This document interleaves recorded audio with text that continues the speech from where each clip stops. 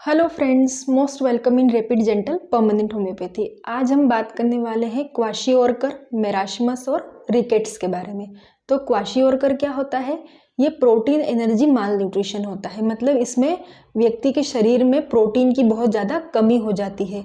व्यक्ति बहुत ज़्यादा दुबला पतला सा लगने लगता है, लेकिन उसका जो पेट होता है वो बहुत ही फूला हुआ सा लगता है, सोलन लगता है। उसकी बेली पॉट बेली होती है और जो उसकी आंखें होती है उनमें भी बहुत ज़्यादा स्वेलिंग दिखाई देती है। उसके हाथ पैरों में भी हमें स्वेलिंग देखने को मिलती है। ठीक है, वो बहुत ही कमज़ोर होता है, बहुत वीकनेस उसके शरीर में पाई जाती है और ये सब प्रोटीन की कमी की वजह से होता है। ठीक है, एक होता है मेरास्मस। मेरास्मस में भी प्रोटीन एनर्जी माल न्यूट्रिशन होता है, साथ ही कार्बोहाइड्रेट की भी कमी हो जाती है। व्यक्ति के शरीर में कैलोरीज की डेफिशिएंसी हो जाती है। व्यक्ति बहुत ज़्यादा दुबला पतला सा दिखाई देता है, हाथ पैर बिल्कुल लीन थिन लकड़ी के जैसे दिखाई देते हैं। उसमें मसल्स भी बहुत ज़्यादा वास्टिंग हो जाती है या फिर मसल्स में बहुत ज़्यादा दुबला पतलापन आ जाता है। जो मसल्स का मांस होता है, फ्लैश होता है, वो पूरी तरीके से खत्म हो जाता है। बिल्कुल सूखा सा दुबला पतला इमेशिएटेड पर्सन हमें दिखाई देता है जब उसे मेरास्मस हो जाता है। एक होता है रिकेट्स। रिकेट्स ज़्यादातर बच्चों में ही देखने को मिलता है।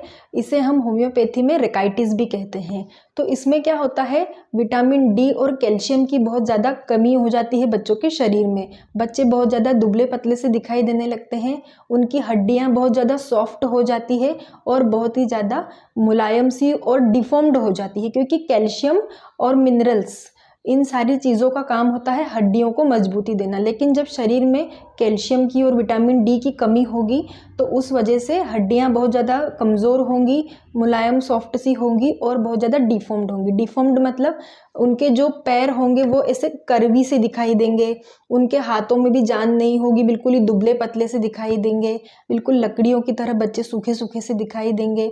चलने फिरने पर, हल्का सा दौड़ने पर अगर वो गिर जाते हैं या उन्हें किसी तरीके की कोई इंजरी हो जाती है तो उन्हें फ्रैक्चर होने के चांसेस बहुत ही ज़्यादा होते हैं, क्योंकि हड्डियां बिल्कुल ही कमज़ोर होती है। तो इसलिए बच्चों को विटामिन डी मतलब दूध और दूध से बनी चीज़ें, अंडे, ये सारी चीज़ें खिलाना चाहिए। तो इसे हम कहते हैं रिकेट्स। ठीक है, तो मेरास्मस में प्रोटीन एनर्जी माल न्यूट्रिशन होता है, क्वाशियोरकर में प्रोटीन एनर्जी माल न्यूट्रिशन होता है और रिकेट्स में विटामिन डी की कमी और कैल्शियम की कमी हो जाती है। रिकेट्स बच्चों में होता है, बाकी जो मेरास्मस और क्वाशियोरकर है ये बड़ों में भी हो सकता है और ज़्यादातर बड़ों में ही देखने को हमें मिलता है।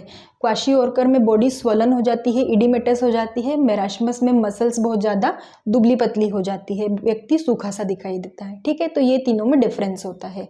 सभी में व्यक्ति कमज़ोर सा दिखाई देता है, बिल्कुल भी एनर्जी नहीं होती है शरीर में, थोड़ा सा चलने पर भी व्यक्ति थक जाएगा। ठीक है, तो अगर आपको हमारा ये वीडियो अच्छा लगा हो तो जल्दी से आप हमारे चैनल को लाइक शेयर सब्सक्राइब कर दीजिए, बेल आइकन प्रेस कर दीजिए।